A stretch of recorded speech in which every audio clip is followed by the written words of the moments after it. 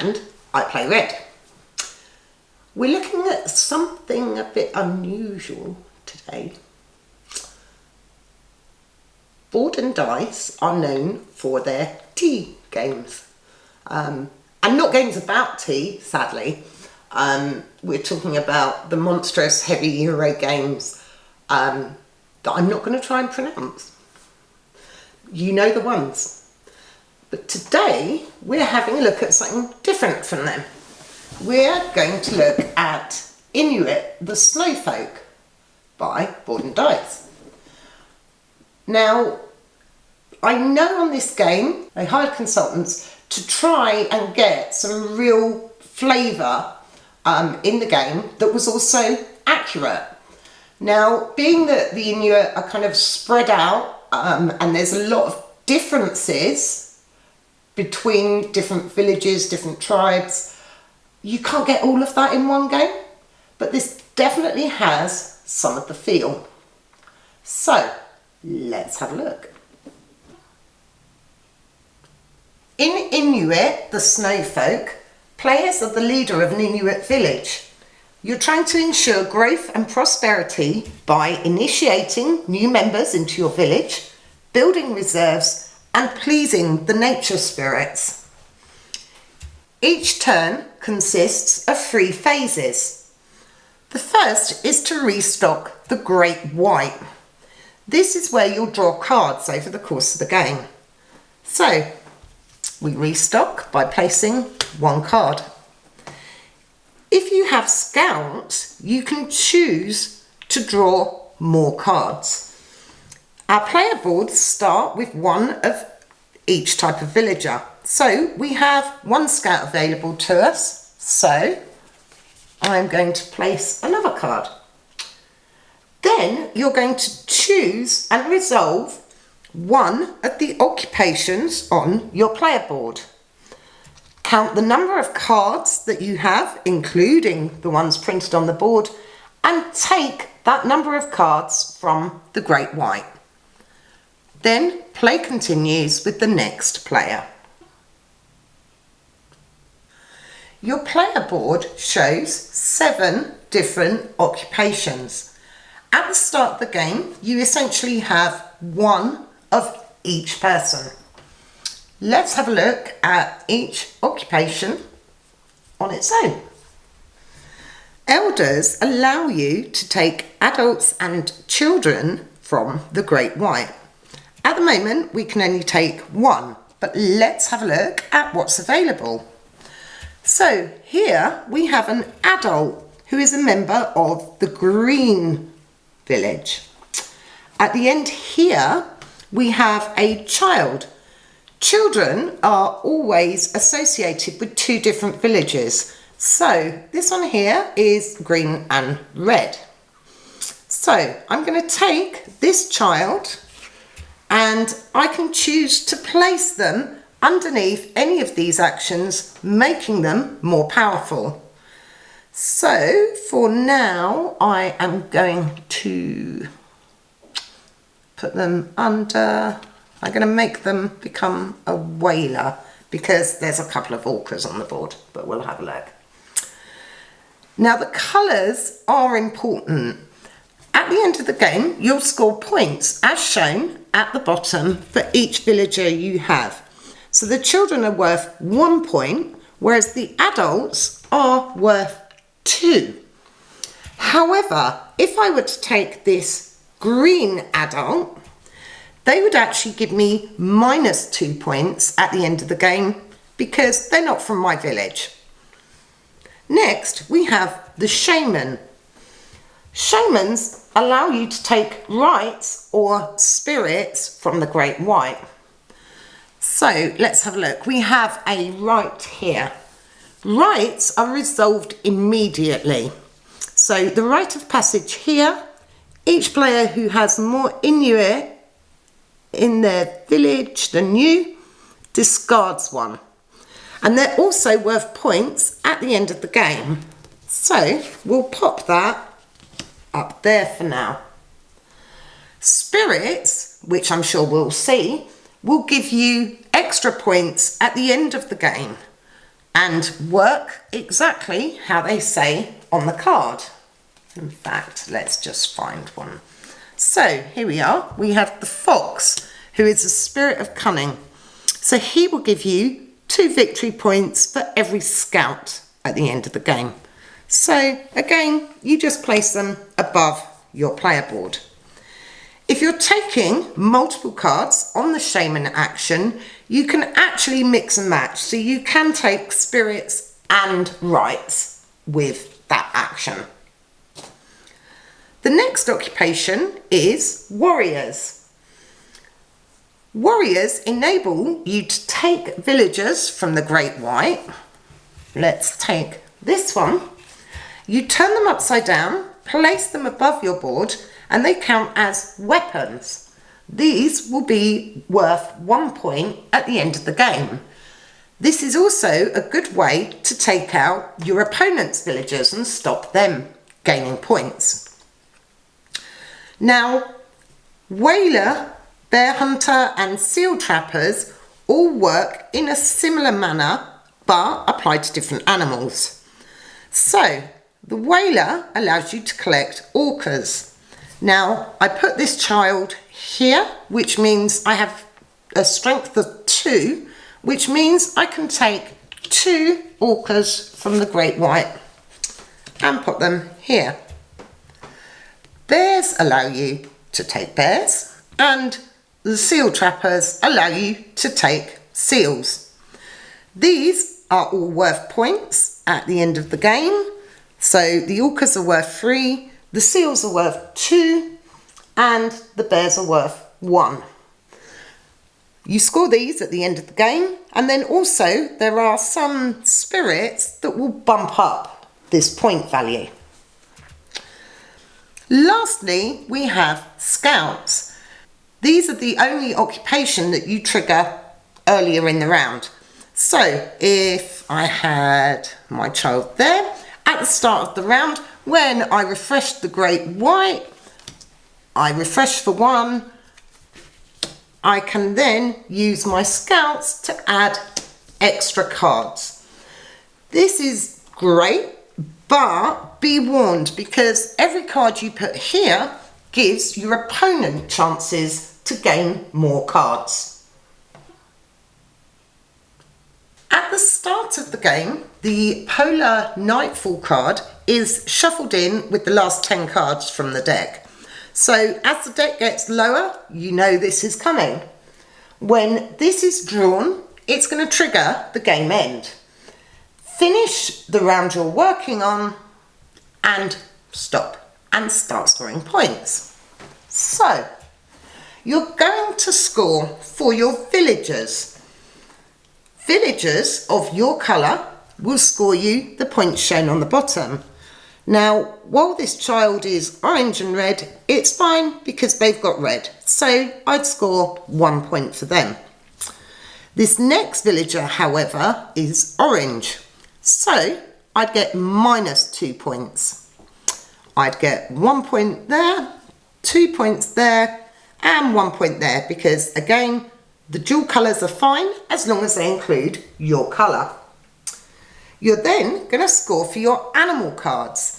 So here I'd score 2 for my seal and 3, 6, 9 for my orcas.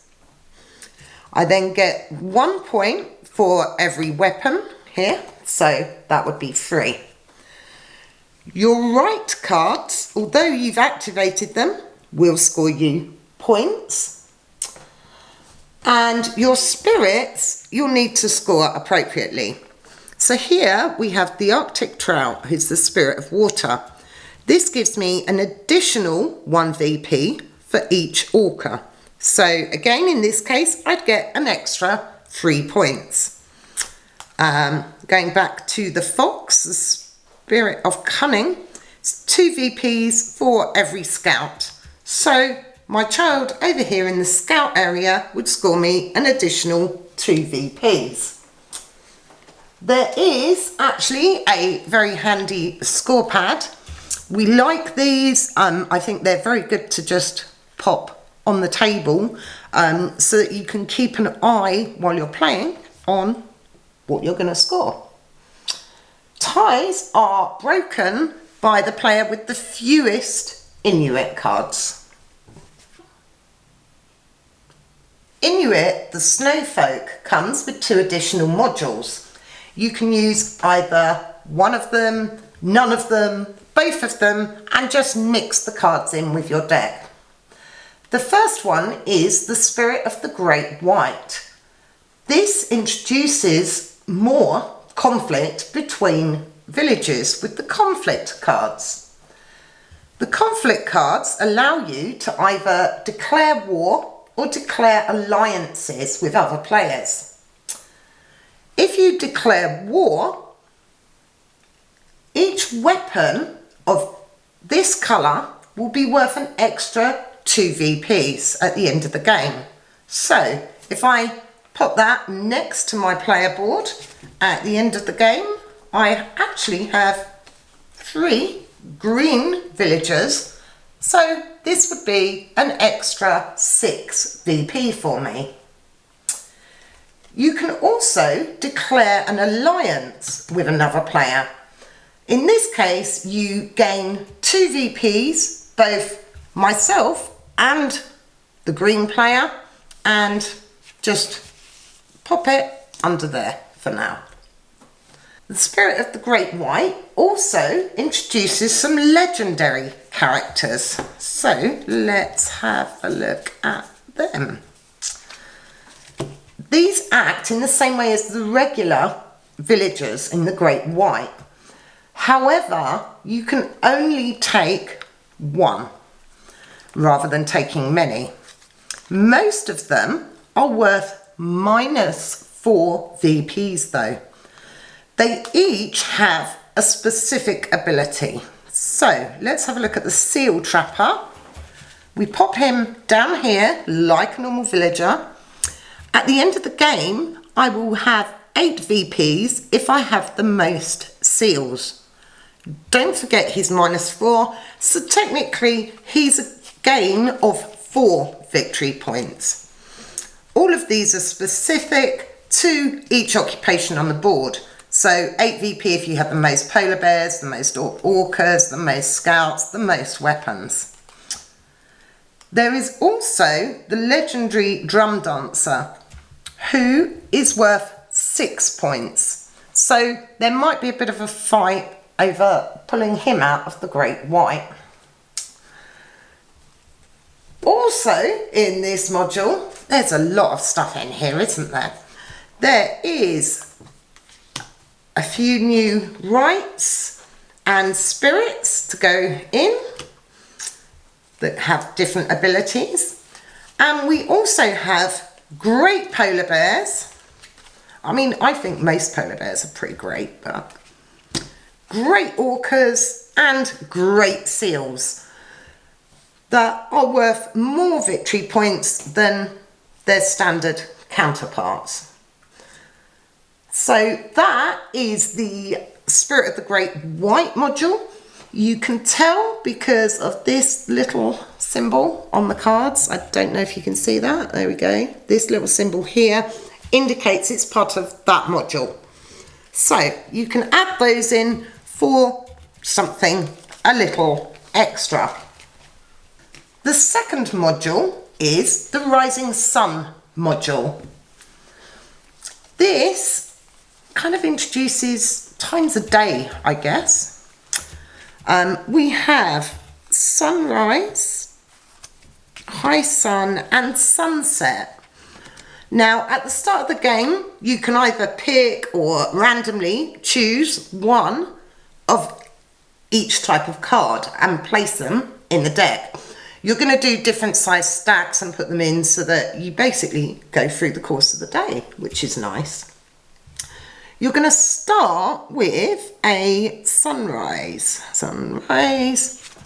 Now, this is a constant effect that's in play. So instead of activating an occupation, you may take 1 Inuit card and 1 game card from the Great White. Eventually, as you go through, you'll come to a high sun card in the deck. at which point that effect will take over. And same with the sunset. So you'll eventually draw a sunset card, and that is the current effect. So again, these have the little symbol on, really hard to see, showing you that they are specific to the Rising Sun module.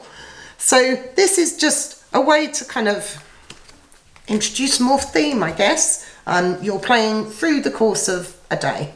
So that is the Rising Sun module. There's a lot less, but in a way there's more because it is a constant effect that is always in play. So if you are playing with these, don't forget them. Inuit, the snowfolk, is beautiful. Generally it's got this very cool colour palette. Make sure you have the heating on when you play it. But then you have the bursts of colour with the player colour. It's gorgeous. You can't fault that. It's one of those games that really ramps up, and you start playing and you're like, and then all of a sudden it's like, I'm taking 5 of them, I'm taking 6 of them, and it can get a bit messy. I know we've ended up with a great white that's kind of trailed round the table. It's just all round really pleasant. I don't know how to describe it better than that. It's nice. It is off par with what board and dice generally do, but it's very much in line with like mandala stones, which again is quite a simple game in premise, but there's a lot to think about while you're doing it. With Inuit, you're trying to stop your opponent getting their villagers, but then you don't want them as villagers because you're going to get minus points. So it's important to keep a watch on what other players are doing, without necessarily being overtly aggressive, but maybe just a little poke in the ribs every now and then. Yeah, it's just a really nice game. It ramps up. It's great. You should try it. Hope you enjoyed this. If you did, click like, subscribe, share, all that stuff. Come and say hello on Instagram, Facebook, Twitter. I play red. Thanks for watching. See you next time. Bye.